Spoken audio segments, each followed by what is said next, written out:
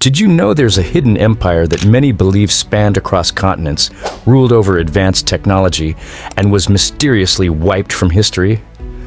An empire you can still find on old maps, but one that modern history seems to have erased. Welcome to the world of Tartaria, a name that pops up time and again on ancient maps, but which has been the subject of wild conspiracy theories in recent years. What was Tartaria? Where did it go? And could there really be a forgotten civilization that has been deliberately erased from our history books? Let's dive deep into this mystery, exploring not only the real historical Tartaria, but also the theories that claim much more lurks beneath the surface. What was Tartaria on old maps? Between the 16th and 18th centuries, hundreds of maps depicted a vast region in Asia labeled as Tartaria, or sometimes Tartar. On these maps, Tartaria stretched across enormous parts of the world, from eastern Russia, across Central Asia, and even into parts of China and Mongolia. To European map makers at the time, this was a massive and largely unknown land inhabited by mysterious peoples and sometimes referred to as a realm of nomadic warriors. Take, for example, the 1624 map titled Places of the East occurring in the Holy Scriptures, Martyrology, and Other Histories, which I personally own. It shows the wandering routes of the children of Israel, the pyramids of Egypt, and most interestingly for our purposes, the region of Tartaria. This map was created by Abraham Elias, the man who also crafted the first true modern atlas. And yet this isn't an isolated case. Other respected cartographers of the time also labeled this vast territory as Tartaria, which suggests that it wasn't just some made-up name or invention. But here's the big question. If Tartaria was widely recognized enough to appear on maps, where did it go? And who were its inhabitants? The conventional history of Tartaria. To understand Tartaria, we need to take a step back to the time of the Mongol Empire, which rose in the 13th century under the leadership of Genghis Khan. As the Mongols expanded westward, they conquered vast territories and assimilated many different peoples. Initially, Europeans referred to the Mongols and their Turkic allies as Tatars, a name that came from the Mongolian plateau where these groups originated. However, as the Mongol Empire grew, the name Tatar became synonymous with the Mongols themselves, even though the Mongols rarely used the term to describe themselves after the early days of the empire. In Europe, though, the name stuck. Europeans had very little direct knowledge of what lay beyond their own borders, so they began referring to all these nomadic peoples from Central Asia under the general label of Tartars. Here's where it gets even more interesting. Many medieval Europeans, based on legends and rumors, believed that the Mongols might be allies or even a Christian nation. There was this myth about a powerful Christian king named Prester John, who was believed to rule a kingdom in the distant east. So, when the Mongols first began their westward conquests, many thought these nomads might be sent by God to help fight against the Muslim empires. But as more accurate reports came in about the Mongols' brutal tactics, this perception quickly changed. By the mid-13th century, Europeans started associating the term Tatar with Tartarus, the Greek underworld where the wicked were punished. Thus, Tartaria took on a darker, more fearful meaning. To Europeans, it was a vast and dangerous land populated by fierce, godless warriors. Tartaria on maps, fact or fiction? As time went on, Tartaria became a catch-all term for much of what was then an unexplored and poorly understood part of the world. On maps from the 16th century, such as the 1570 world map from the first modern atlas, Tartaria often stretched across huge swaths of land. From the Caspian Sea in the west all the way to the Pacific Ocean in the east, and from Siberia in the north down to the Himalayas. The name Tartaria didn't refer to a single political entity, but rather to a vast unknown region populated by diverse groups of people, Mongols, Turkic tribes, and other nomadic cultures. But here's something critical. While parts of this area had been under the control of the Mongols and later the Golden Horde, much of the territory labeled as Tartaria on these maps had never been under the control of a unified empire.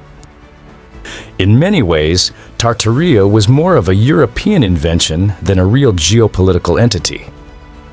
Cartographers and explorers simply didn't know enough about these lands, so they lumped them all together under a single name. So why did Tartaria disappear from maps? As European exploration progressed and more accurate information became available, especially after Russia expanded into Siberia, the need for a vague catch-all term like Tartaria vanished. By the mid-19th century, more specific place names replaced Tartaria on maps, and the name slowly faded away. But that's not the end of the story. The Tartaria conspiracy theory. In recent years, a fascinating and bizarre conspiracy theory has emerged, claiming that Tartaria wasn't just a label for a vague, unexplored region. Instead, proponents of this theory believe that Tartaria was the center of a vast, technologically advanced civilization that spanned the globe, and that this civilization was deliberately erased from history. According to the theory, this hidden empire had advanced technology far beyond what we associate with the medieval period. And some believe the architectural wonders we see today, like grand cathedrals, palaces, and even modern infrastructure, are remnants of this lost civilization. Conspiracy theorists argue that buildings like the ones in St. Petersburg, Russia, or some of the great cities of Europe couldn't have been built with the technology available at the time. Instead, they claim these are relics of Tartaria, left behind after the empire was destroyed. One of the most bizarre aspects of this theory is the claim that Tartaria was wiped out by a massive mud flood, a catastrophic event that supposedly buried entire cities in the 19th century. The idea is that ruling powers, particularly in Europe and Russia, covered up the existence of Tartaria by destroying records, repurposing Tartarian architecture, and burying the evidence. Some believers even point to buildings with sunken windows and half-buried floors as proof of this mud flood, arguing that these structures were once part of an advanced Tartarian city before being buried in the catastrophe. The CIA document and the erasure of history. Supporters of the Tartaria conspiracy often cite a declassified CIA document from 1999 as evidence of a cover-up. The document refers to the suppression of Tatar history by Soviet authorities during the 20th century. However, there's a crucial distinction that conspiracy theorists often overlook.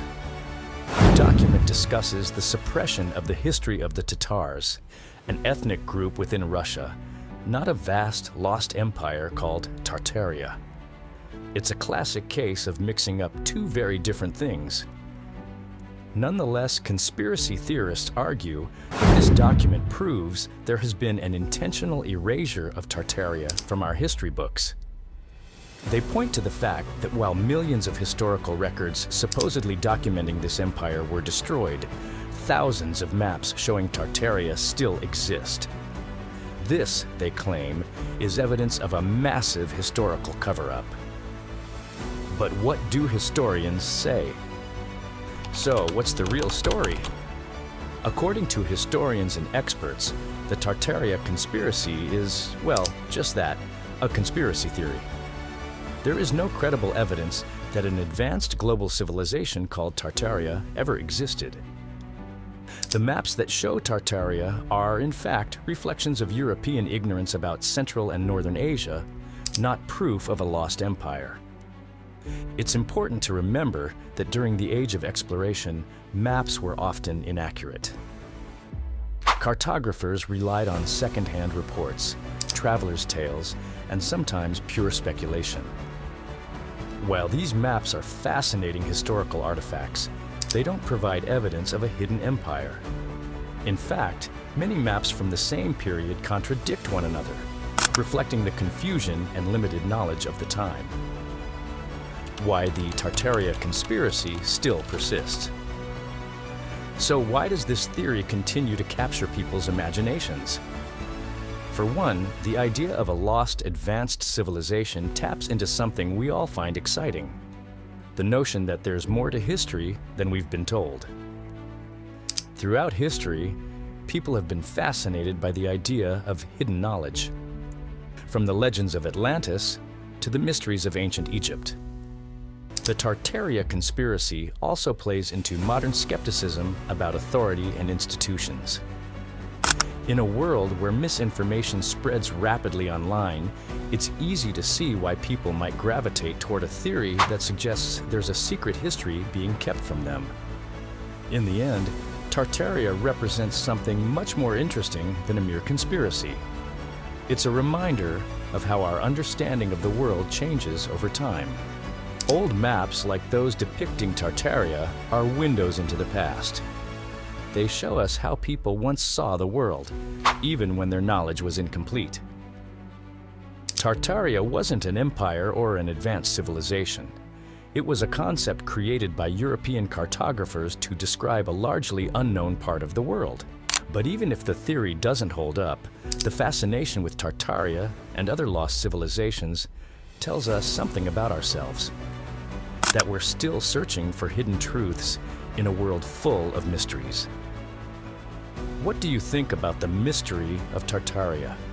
Is it just a relic of old maps? Or is there more to the story? Let me know in the comments below. And if you enjoyed this deep dive into history and conspiracy theories, don't forget to hit like and subscribe to the channel for more fascinating content every week. Thanks for watching, and I'll see you in the next video.